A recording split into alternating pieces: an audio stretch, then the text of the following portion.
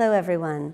My name is Jennifer Dalmas and I'm the violin and viola professor at Stephen F. Austin State University in Nacogdoches, Texas. This year we won't be able to help you as much in person, and so our strings area is putting together a series of videos to help you in your journey towards success with your auditions this fall. So the first thing we're going to do today is to hit 3 spots on the first page of this Rode No. 2 etude. I think it's important to have other tools in your toolbox besides just practicing it slowly and then at tempo, or even just practicing it slowly and then slowly coming up to the tempo you want. That's a great way to practice, but today I'd like to give you another set of ideas as you start to approach this etude. So I've put the metronome on 50 to the dotted quarter note, so we're still feeling the big beat. And what we're going to do is we're going to play exactly 1 measure to the next downbeat and then stop.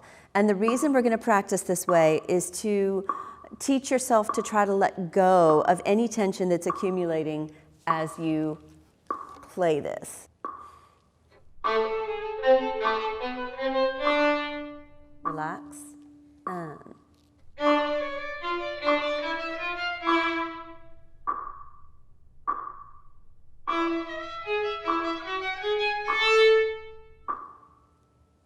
And so you're taking about 3 beats just to breathe and to reset.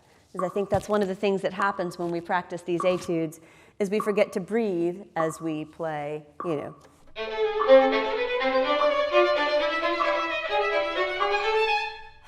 So we want to start practicing in a way that encourages us to breathe regularly and with poise and confidence.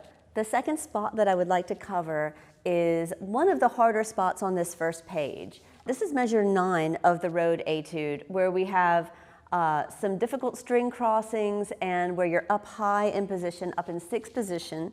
I'll play it slowly. But as you start playing that faster, that can feel rather jumbled.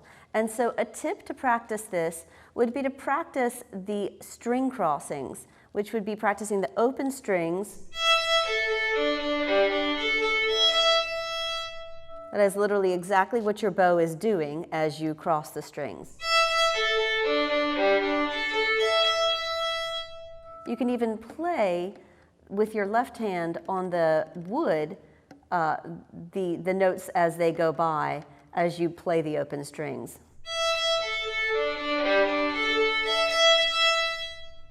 And it just helps you feel the movement across the string. Make sure that your elbow is following. And then you can slowly add your, and then maybe do groups of 4. And then eventually.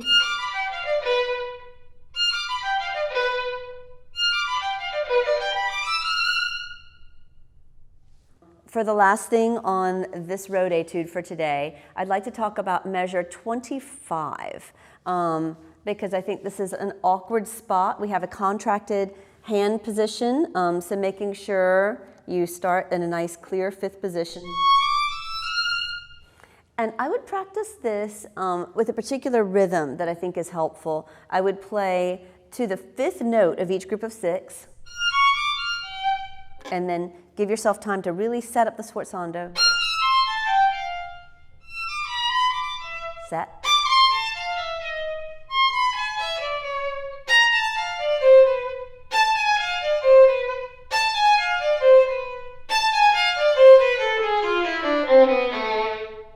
Practicing that way will help you really start to prepare those sforzandos better. So when you play it, eventually you'll get a nice, clear articulation even when you're not pausing.